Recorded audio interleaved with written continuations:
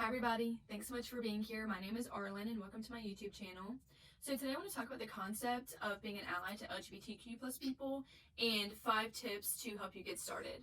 So to start off, I think we need to talk about what the LGBTQ plus stands for. So it is lesbian, gay, bisexual, transgender, and queer. The plus is like an all-encompassing anyone who maybe identifies as anything else or doesn't fall into one or doesn't feel as though they fall into one of those specific categories. This does not include straight people. We don't need our own situation. We're doing enough as it is.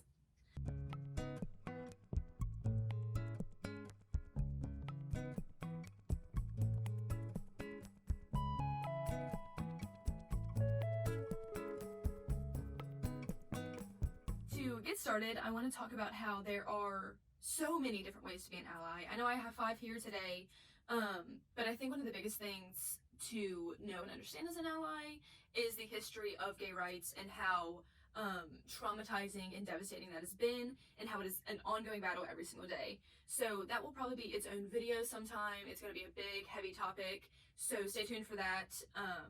But yeah, let's go ahead and jump into it. So tip number 1 is to ask someone their pronouns. That's she, her, he, him, they, them.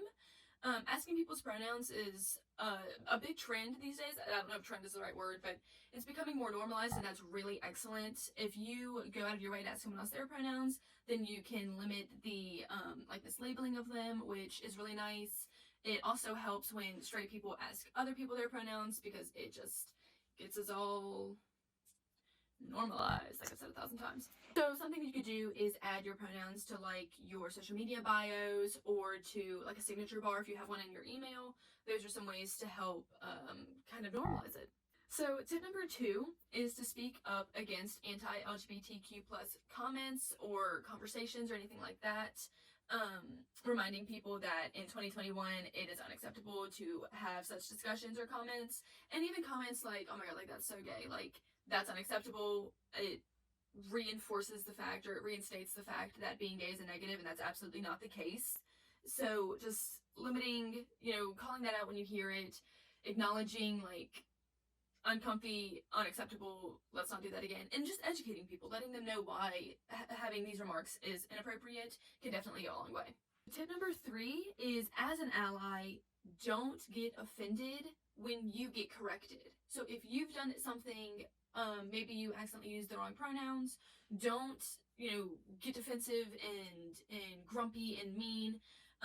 Hear what the person has to say, whether they are a member of the LGBTQ plus community or whether they are another ally. Hear what they have to say and just do your best to be better next time. Goes along with tip number 3, and that's when you get corrected, don't necessarily say, I'm sorry. Say something along the lines of like, thank you for educating me.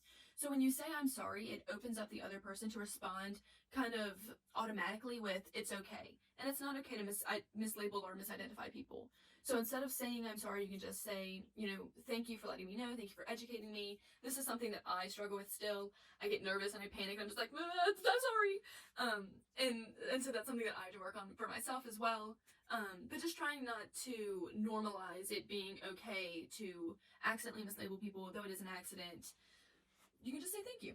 Number 4 is that acknowledging your straight or cisgendered privilege and using that appropriately. So instead of using it to kind of tear down the LGBTQ plus community or try to strip them of their rights, using it to speak up for them, to advocate for them, it definitely goes a long way. You already have this power, so use it for good instead of not.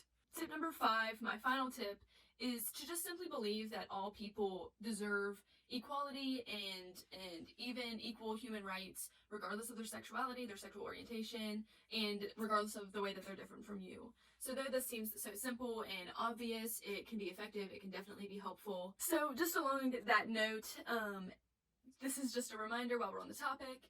You don't get to hide behind your religion. You don't get to use God as a shield on why you can't be supportive of LGBTQ plus rights. I'm a Christian and I'm a supporter of LGBTQ plus rights.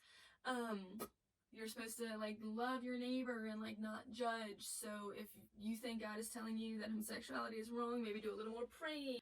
So today I would also like to give out a shout out to a nonprofit, and today I want to talk about the Trevor Project. It's a foundation that was created in 1999 or 1998, I believe, to do like crisis intervention and like a suicide hotline for LGBTQ plus youth, specifically people under 25. I really just think it's amazing the things that they do, and the fact that, you know, so many kids, young people at least, really do struggle with their identity and finding out who they are and being accepted and normalizing that. And so I want to give them a shout out. I'll have some information linked down below in the description box if you want to check it out. There'll be a link to their site, ways to donate, things like that, more information. The number, if you need it, will be here on the screen. Please get that help if you need it. It's so important that you stay here with us.